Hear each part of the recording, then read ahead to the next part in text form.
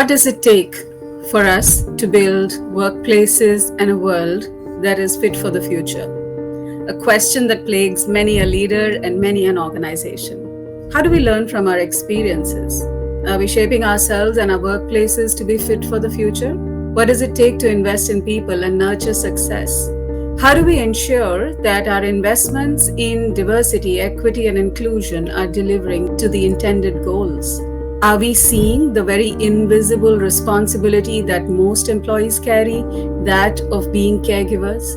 What does it take to build a caregiver-friendly workplace?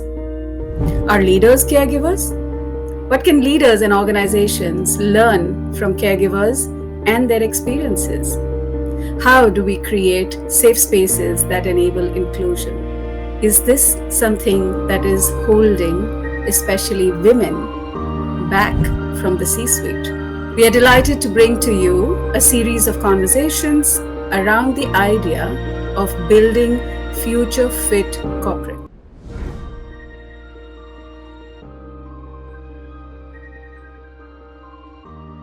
Kavita Kurup is the global head for human resources and corporate communication at UST, steering the company's talent and people strategies, culture, internal communication, and DEI efforts.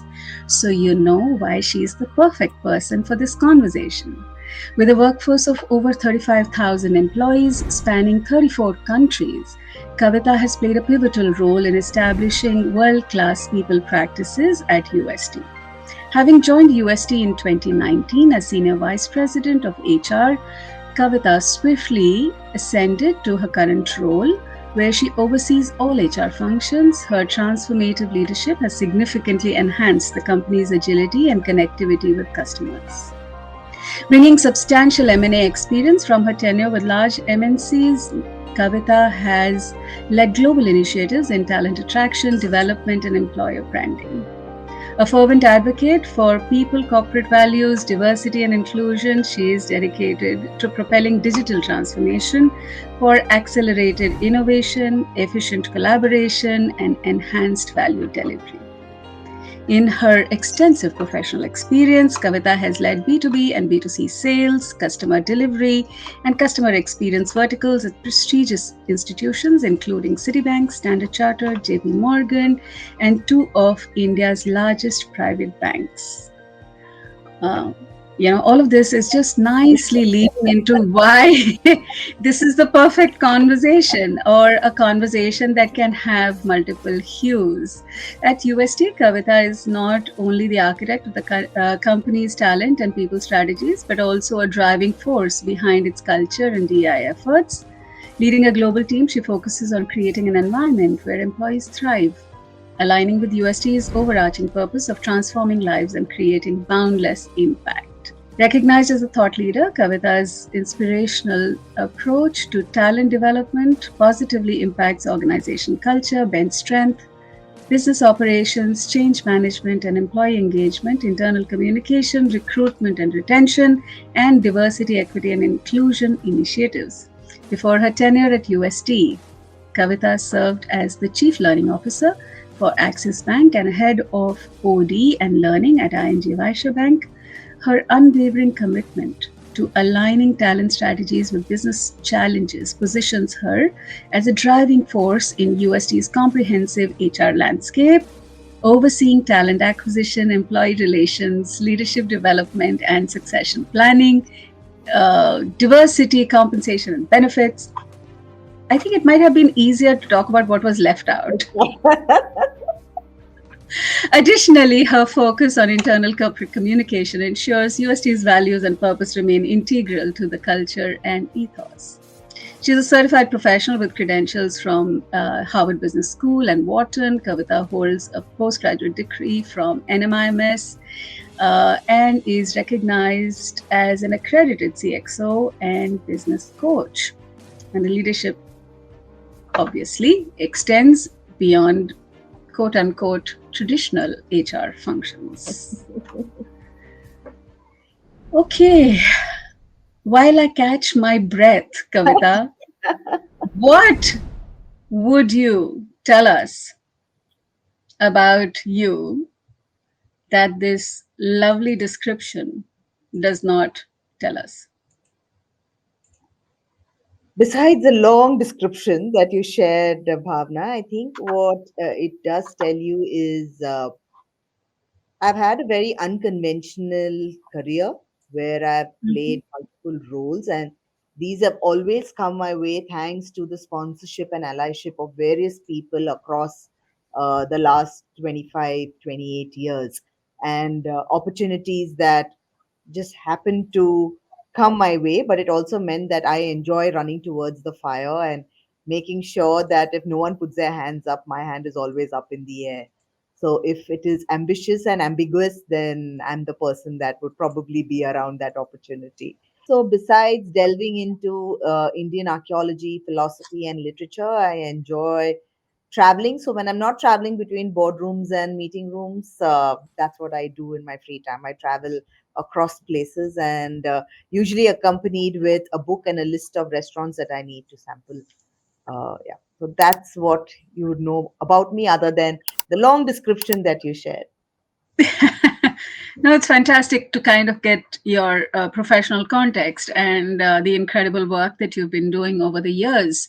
And what I would like for you to share with our audience is, maybe a little bit of your personal journey and your association with being a leader uh, in the kind of roles that you've been in and the role that gender has had to play in that. I will leave it as open as that and would like to hear from you. Sure. And I think I'm sure the audience, if they have heard me speak in other places or read about what I write, I always talk about uh, the two large influences in my life, one being my great grandmother and my dad.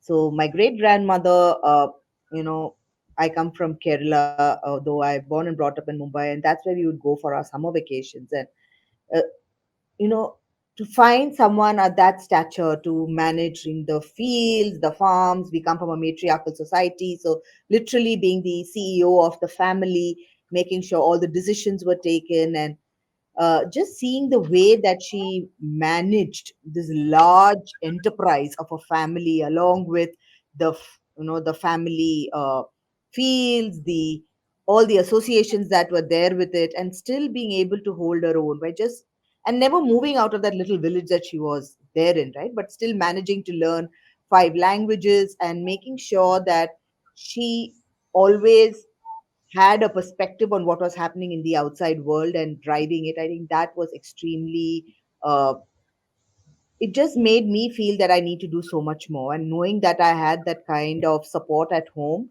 where I had a role model to live up to helped.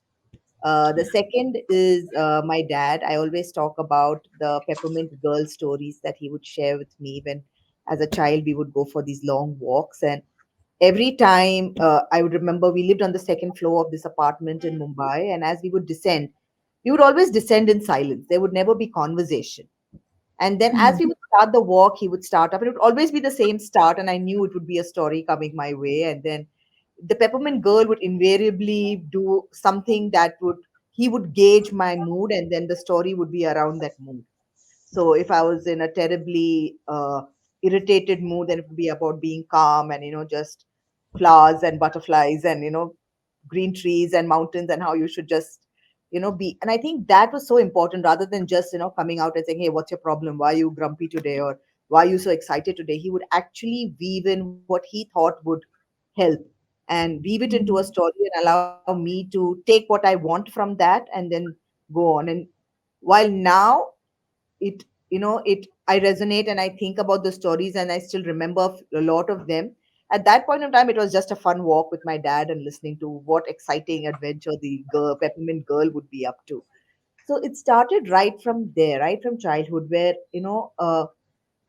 the feeling that you can really do what you want to do as long as you put your mind to it, and there is always a way around if you do not find the straight path that others might recommend. And really just listen to your own voice, because your intuition and your uh, knowing of what's happening around you is only known to you. No one else really has any idea of what's going on in your head. And if we are honest with ourselves, then we know what's going on in our head. And more often than not, it's the right thing to do for you as an individual. Yeah. So I think it started right from there. And then as I met teachers and I met managers and bosses, each one of them came with their own quirks and their own ways of looking at things and driving things. But today, when I look back or when I see myself react to certain situations in my head, I'm like, whoa, it's like deja vu, because I just feel like that person's doing it and not me, because it's the exact same representation. So I think that has played a long impact on, who I am as an individual today and who I am as a professional today. Because we've all had good bosses and good managers and bad bosses and bad managers. I think they're both needed. One to tell you what to do and one to tell you what you shouldn't. That's so well said, Kavita. And as you have navigated, given the special circumstances that you grew up in, and perhaps the fantastic role models that you had, over the years and across the companies, what has been your observation about women in the workforce, and that might have been similar or dissimilar to yours? So I think I've been very, very fortunate because a predominant part of my career has been in the BFSI space in India. So, and I worked with some fantastic banks. So, no matter where I went, we were always treated as resources. And I saw everyone being treated as a resource. It didn't matter whether someone's kid was unwell, someone's mom was unwell, someone's wife or husband was unwell. Everyone was expected to deliver if they put their hand up and said, this is what needs to be done. So, gender really didn't matter in the BFSI space as much. And I also didn't see them shirking away as they grew up the value chain, right? So as they moved up the ladder, I saw men and women as much involved and dedicated in that entire journey. Uh, that said, yes, I was also privileged, and I am very conscious of the privilege that I've been born and brought up in Mumbai and not really lived and worked in the tier three or tier four cities anywhere in the world, right? And I'm sure it's a very different environment over there. But the place that I was in, the people that I was surrounded in, I didn't really see a difference being offered because they were of a particular gender. If the person put in the hard work, were committed, and were really good, uh, it really didn't matter. They were given the opportunity to succeed or to fail.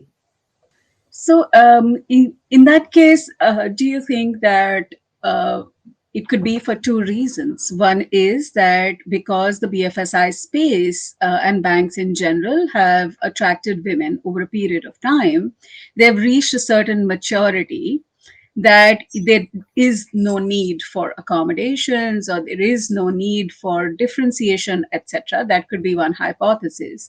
And the second could be that it's just not been relevant at all. And in your observation, what have been some of the best practices that have helped the BFSI space to be able to not just attract but retain and sustain a significant workforce of women right up to leadership levels? No, absolutely. I think what really makes an impact in the BFSI space is having women across the spine of the organization. So you Hmm. always have someone saying, so if you stand up and say that, I don't think this is possible and I can't do it, you always have someone saying, hey, we did it. And sure, you Hmm. can because we did it too. And just knowing that, having that tacit knowledge that there is someone who has done it before you, and while you might do it bigger, better, or worse, but there is someone who has done it before you, also somewhere consciously or subconsciously gives you that courage to just stay and explore Hmm. what's offered to you as an opportunity. Second, it's a very regulated environment. So there is a lot Hmm. of things that you can really plan out. And taking breaks, making sure that getting a light assignment for 2 years and then moving into a tougher one the next. It allows you to plan your life events along with your professional events a lot more easily.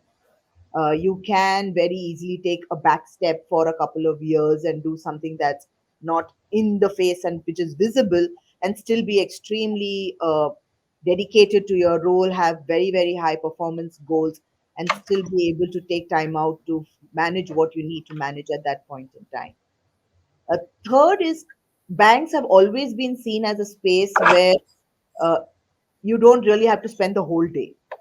It's always been something that you come in at a certain time, you go off, so you have a start, a very definite start and end that allows you to then fix everything else around it. So, some of these things really help in a way that allows people to then charter out how their lives would be along with their professional lives, because not everybody gets the kind of societal support or the home support that they might would want. And at times we also like to think ourselves as being superhuman, right, where we don't want to take that support. It's considered to be not done. You do it want to do everything by yourself because you feel only you can do every little task by yourself.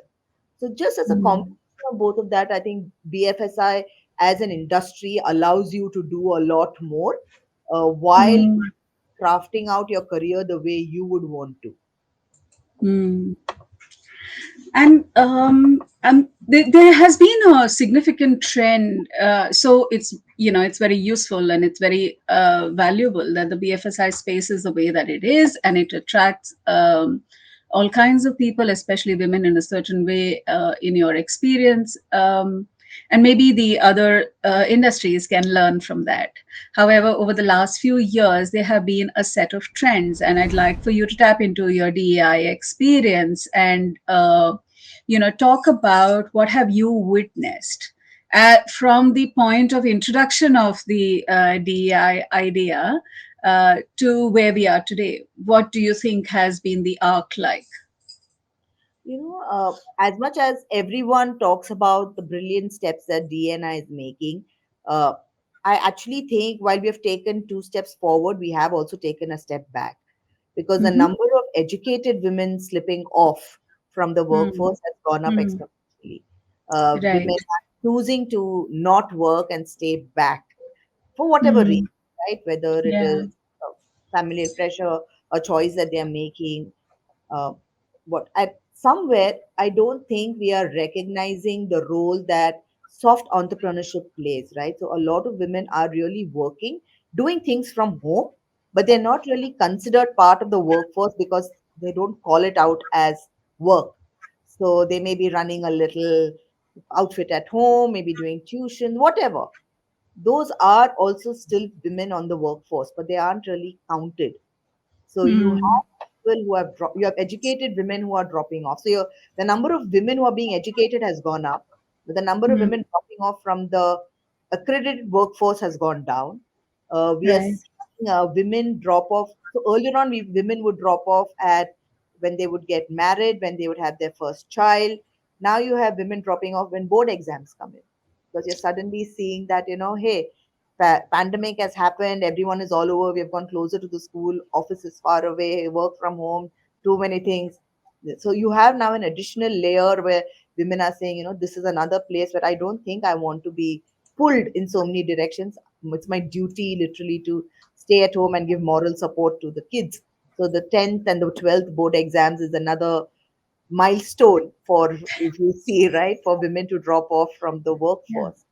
uh, the last one I think is, I think at some point women are saying, we have worked hard, we have done it. It's almost like, let's work for 20 years and then we'll retire. So they start Mm-hmm. thinking of their retiring even before they start working. Now, that's not a nice goal to work towards. It's, Mm.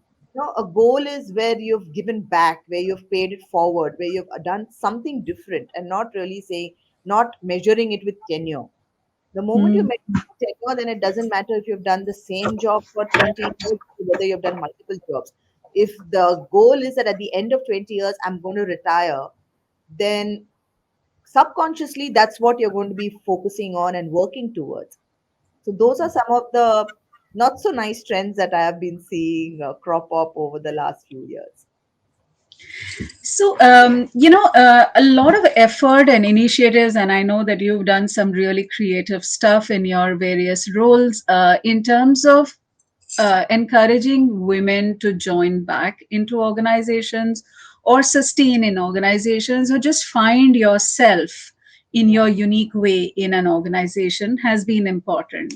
And it is been important to not just talk about it like, so be like yourself, not necessarily like the other, your men counterparts. Um, how would you, as a senior professional of DEI, measure the ROI or measure the impact of, all the effort that has gone into shifting this shape of the workforce? We did it with a certain intention, and we continue to do it. We believe in it very passionately. So I'd like for you to comment on that. So you have a lot of the HR driven matrices, retention, engagement, blah, blah, blah. But for me, I think, when I travel across and I meet people in various cities and I have a conversation with a lady and she comes up and she says, uh, your program allowed me to be the first engineer in my village. And now I go back and there are 16 other girls who are in engineering colleges. That's Mm. ROI. The Yeah. fact that they are paying back and giving back to society and they're making a difference.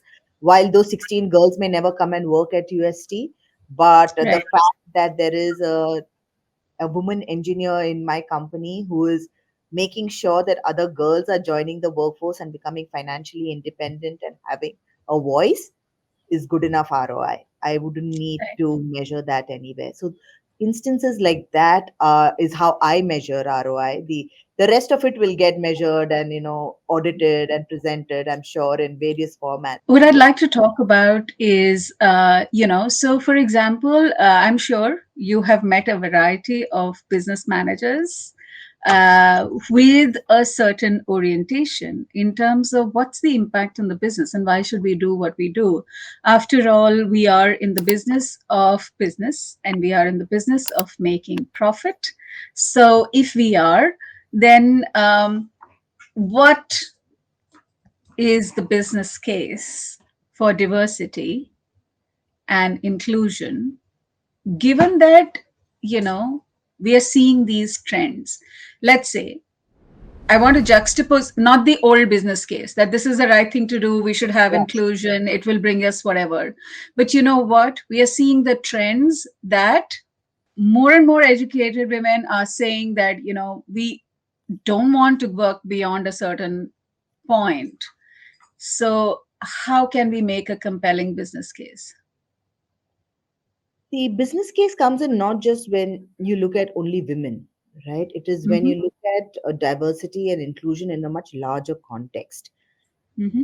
When you're having a business meeting, if you're keeping a chair empty for the customer and saying, oh, the customer's voice is always very important, you need to keep a few more empty chairs and say, let's keep all the other voices that are not represented as well over there, and make Mm-hmm. a conscious effort of trying to include as many as you can in whatever way that you can, right? Whether it is calling out and having leaders walk the talk and say, hey, I am a sponsor and an ally, and I'm willing to put my hat in the ring to support somebody who really wants to step up and say that they are of a particular misrepresented community and they want to have their voice heard. This is what we can do to support. I think it's important as professionals that we really stand up and say what we can do and not really call out and say, hey, this is what you can do. You're misrepresented.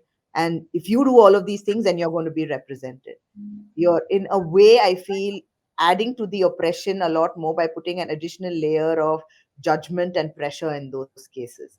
But by just standing up and saying, no judgment, I'm here and I'm going to stand here as a rock and, stand by you as a rock to protect with whatever stances you have, and stand here as a rock to make sure that none of the judgments coming your way reach you. That's what you need to do, right? Just be there. And once you start doing that and people start seeing the authenticity behind it, they start seeing the empathy behind it, and they start seeing the logic behind it. And someone recently told me that authenticity, logic, and empathy are the three fulcrums of building trust. So when you do all three, trust gets built, and when trust gets built, then magical things happen. Sounds like an easy recipe. Oh, absolutely. Just let's just make this happen in the kitchen. Okay, um, jokes aside, I would like for you to elaborate on the empty chair for the customer exercise because I'm not sure it's a common practice. So tell our audience a little more about it.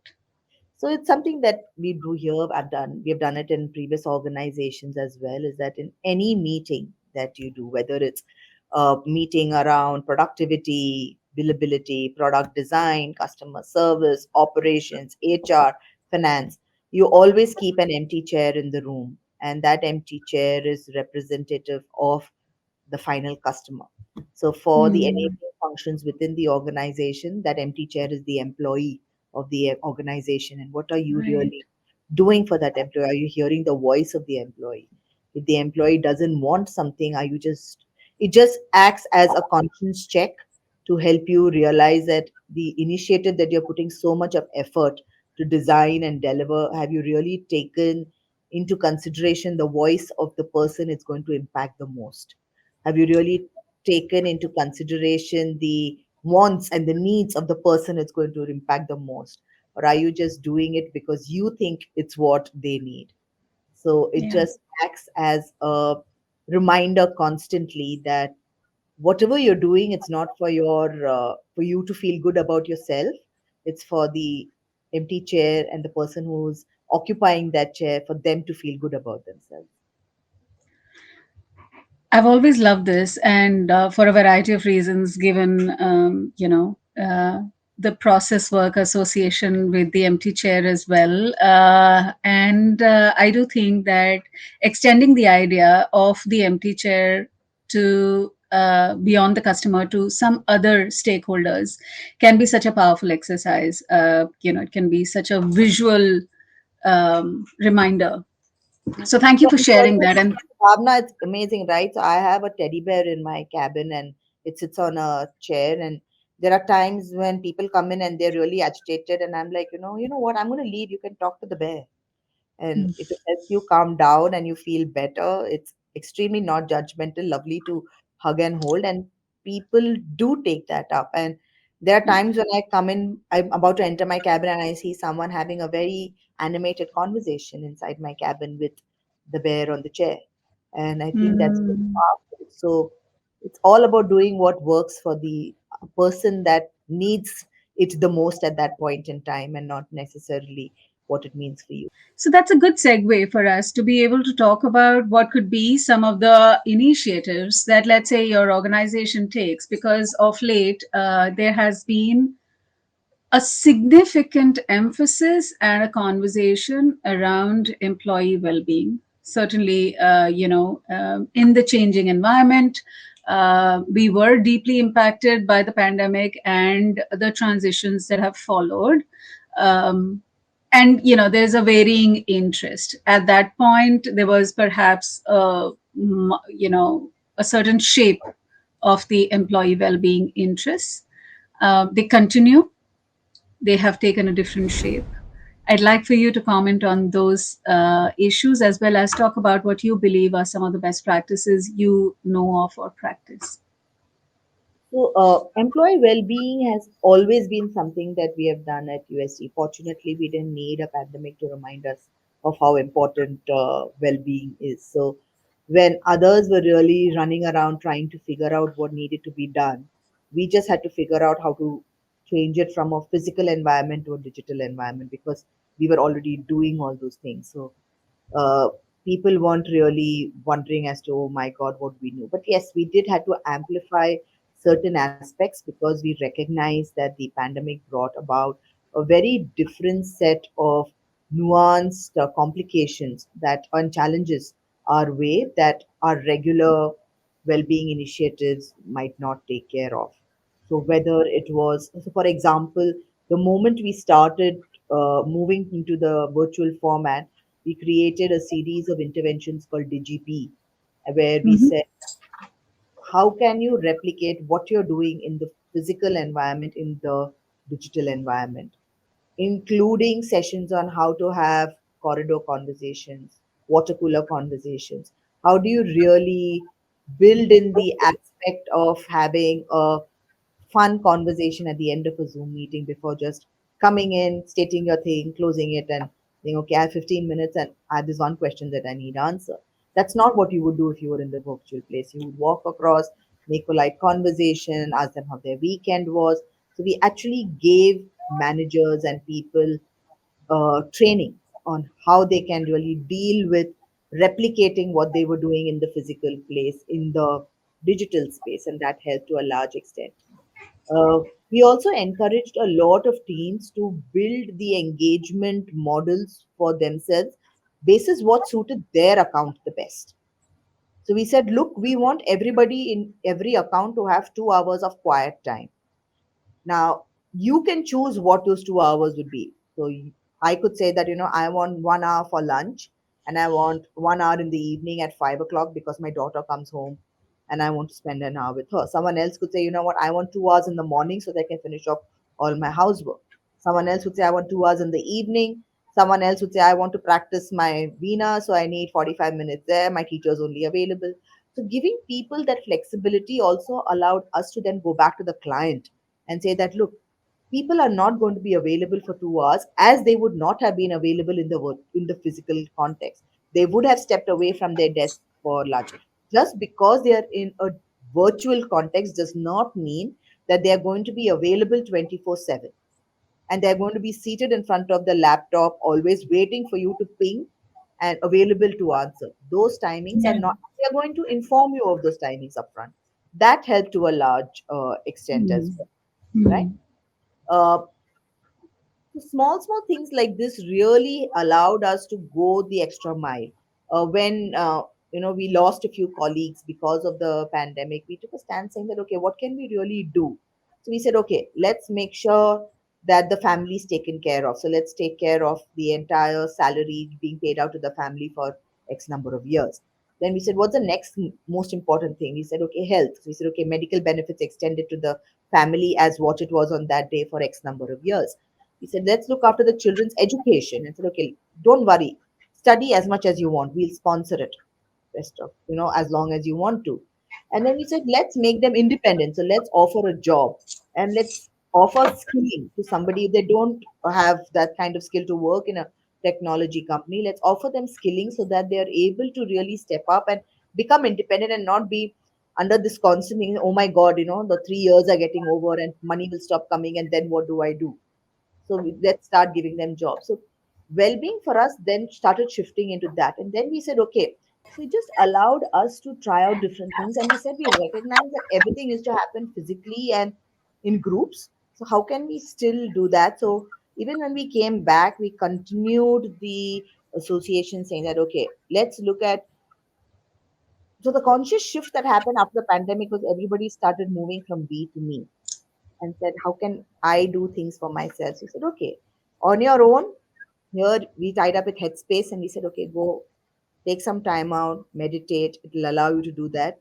But if you'd like, a group of us are still going to meditate together at the same time. So if you want to be part of a group and do it as a practice, it's available. You want to do it on your own, it's available. So really giving people the flexibility of deciding what really works for them, whether it was a group practice or an individual practice, whether it was extending it to the family or keeping it only with themselves. I think those were some of the nuances that really, really worked. And we allowed people to make that conscious choice of deciding what would work best for them. And that's how we really drive our well being agenda. That's fantastic. And in your experience, what have been the challenges, or what have been the articulated and unarticulated resistances? I think so. Resistance to change is definitely high, both as an articulated and unarticulated challenge that's there. Second is the entire concept of ROI, like you mentioned some time back. Everybody wants to know what is the returns. Okay, you're telling me to go learn coloring, I will learn it, but what's in it for me? And I said, health, your health. Nobody else is getting impacted, and you can choose to do it, not do it. It's entirely your call. And maybe if you're by doing this, your health may or may not improve, but yeah, that's an unintended consequence that might come out of it. So those are some of the challenges that you really see. The third one is really, I think, a sense of apathy that is slowly setting in, saying that why, why bother? If anyway Mhm. there's going to be something that's going to come and get rid of all of us, might as well live life, enjoy, and do what I need to do, and just think about what makes me happy and successful, and not bother about anything else. So let me just not listen to anything, and if it means that I indulge in every vice possible, let me do that, because anyway, there is a virus that's going to come and kill me in a year or so. So why shouldn't Yeah. I experience? So I think that sadly is an unintended consequence that I'm seeing creeping in, where it's just this entire nonchalance of saying, why bother? Hmm. So this sense of futility or apathy, as you call it, is certainly there. And how do you think that has impacted either the mental health of people in general, or to the extent that a bunch of people may have chosen to leave organizations, so whether it is the quiet quitting or it is the great resignation or it is something in between, we don't know. But you know if you were to build an organization that was fit for the future, that would take into account some of these trends, how would you blue sky about it? If you think about it, Bhavna, right, when people started with the pandemic, everyone was very excited about, oh, I get to work from home, and oh, I come to the balcony with my coffee mug and laptop, and then I'll shout out to the person next door. And then it was like this very, very new experience for a lot of people. Everybody would be in their balconies with their mugs of coffee and laptops, and then they would be, oh, I'm having this meeting, and what are you talking about? But as the pandemic progressed, you saw people slowly moving from the balcony into their rooms and into their houses, and slowly creating these little cocoons where they said, it's just easier not to talk or socialize. Let me just send a message or an email instead, where I don't have to engage.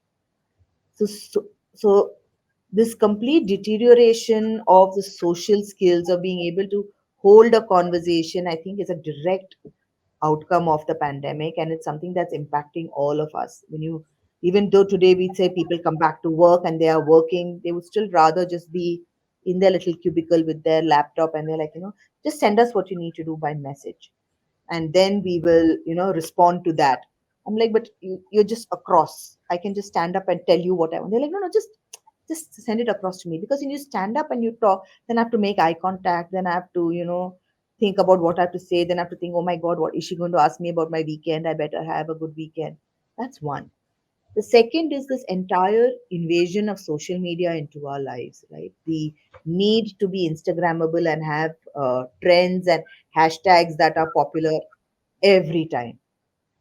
That's come in such a large way. So it's no longer important for you to just take a break on a weekend. You need to have a, w- a weekend that's Instagrammable, that has enough number of likes, and that people can then go back and say, oh, thank you for that recommendation. I went back and I had the same experience. And then that gives you another week of likes, and it just goes on and on and on.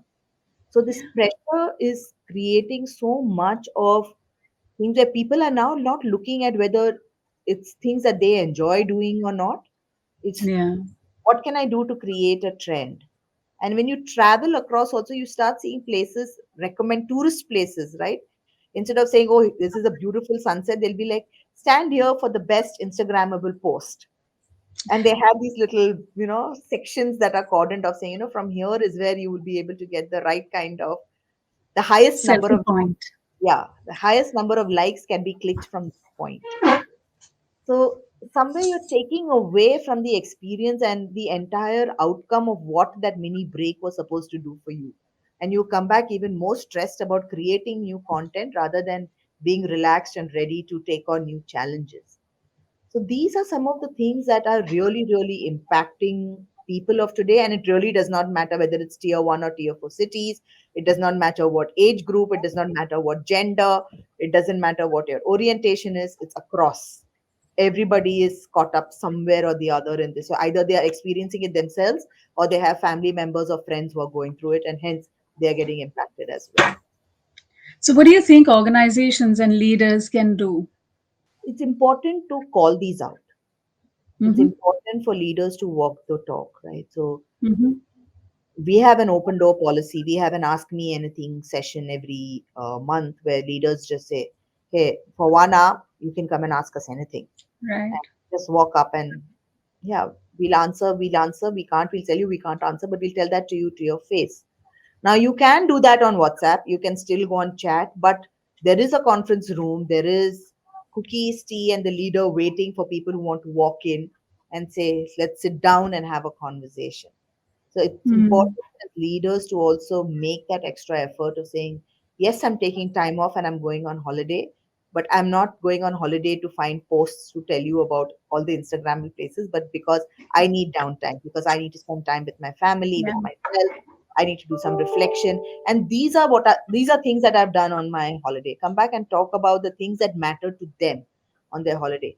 However, that said, if being on Instagram, taking those pictures and posting is what they want to do, I think they should talk about that as well.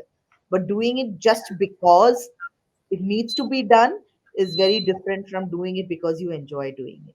So we keep talking about leaders being role models as how they should, run businesses and be compassionate leaders or servant leaders and have conversations. I think it's also important that they now start opening up their personal lives a little and start showing uh, the larger audience on how to live as well, and share some of those challenges as well as those triumphs. No, that's so true. And I think what you're alluding to is a certain quality of self awareness and, to do it with a certain intentionality, Absolutely. and a quality of self awareness rather than because it is the trending thing to do and because the whole world is looking in that direction. That's a useful input. Kavita, what I'd like for you to do is, also comment on the demographic trend, right? There is, a very significant portion of our society that is certainly living longer. Uh, People are living in nuclear families or smaller families or may not even have families or distributed families, and that means that sometimes there is greater responsibility in terms of caring for whatever your construct of family is, and that can be very consuming.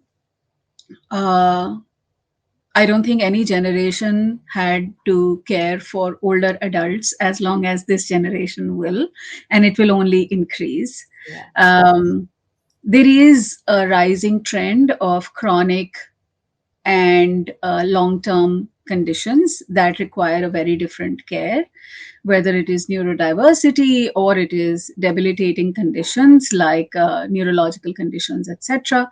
So, there is a changing demographic shift. There is a shifting social fabric in terms of kinds of families. And all of this work may have been up until now on the shoulders of women, but it will be gender agnostic over time. What are the implications you envisage, and how do you think organizations can plan and prepare for them? I was recently catching up with some colleagues, and I was fascinated by the conversation that was happening around the table, because you had colleagues who had just retired, you had their very not so young adults as their children on the table as well, and this was the conversation, right? What do we do? And they were talking about buying new their second home, and Mhm. the adults were talking about saying, hey, we need to find a home that has assisted living because we don't know where the children are going to be. So let's just make sure that we are taken care of. And Right.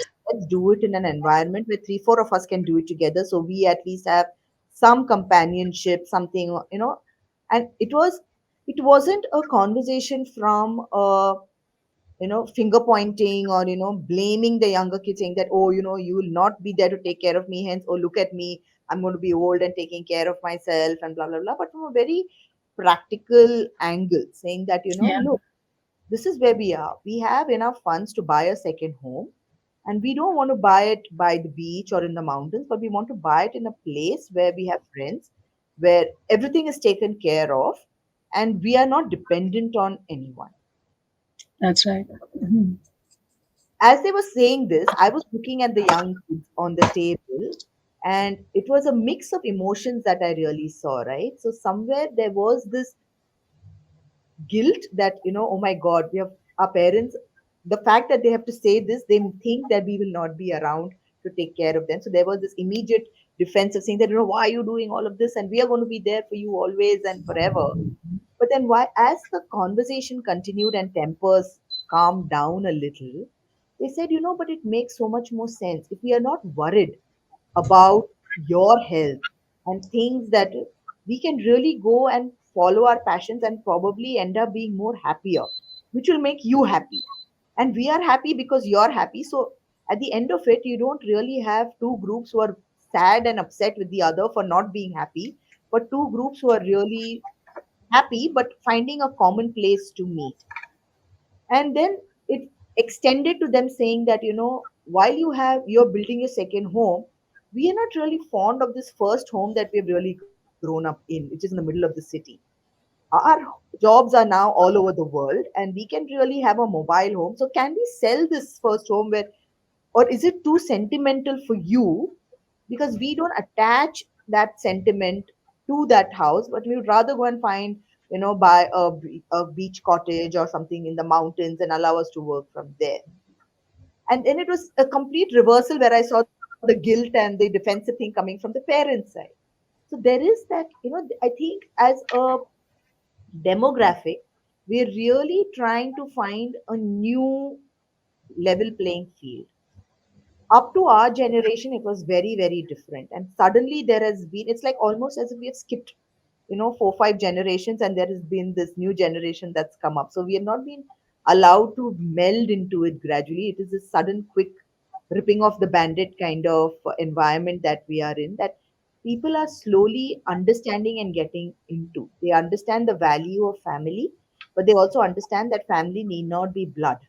It can be anyone that you're close to. And you can also hire a family in the form of nursing assistants, doctors, caregivers, that will do all the things that you expect family to have done for you.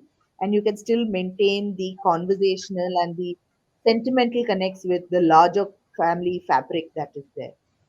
As organizations, I think it's important that we start looking at the way we structure our compensation frameworks and say that, is retirement really age really 60, or do you Mhm. really, if you want to work more, then can be extended, if so provident, gratuity, all the benefits that come along with it, the medical benefits.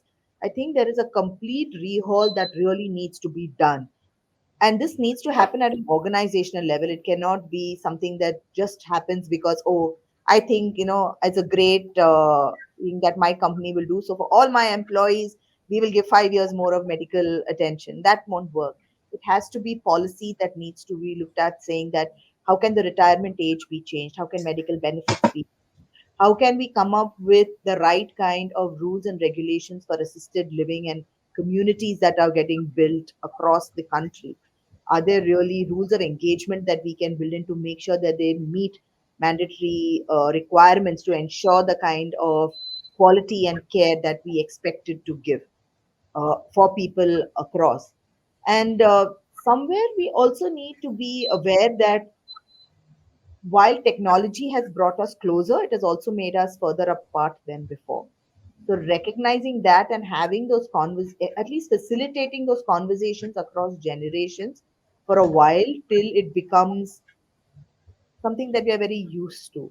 Like, I'm sure if tomorrow another pandemic, God forbid, breaks out, none of us will think twice about wearing a mask.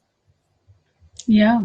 Kavita, there are certainly some initiatives and some things that need to be done at a larger macro level and, that are beyond an organization. But let's look at your organization and let's see over the next 5 years, what are some of the, innovative practices that you believe when the time will be right, you would like to introduce in your organization or you've heard of that you deeply appreciate and you think that the organizations should have this and it is well within their capability to choose the timing. I mean, sometimes you prefer a practice but Yep. you may not have the right Sure. timing. So tell us something about such initiatives or practices that have impacted you. Yeah. So we are a privately held organization, so I don't have a retirement age.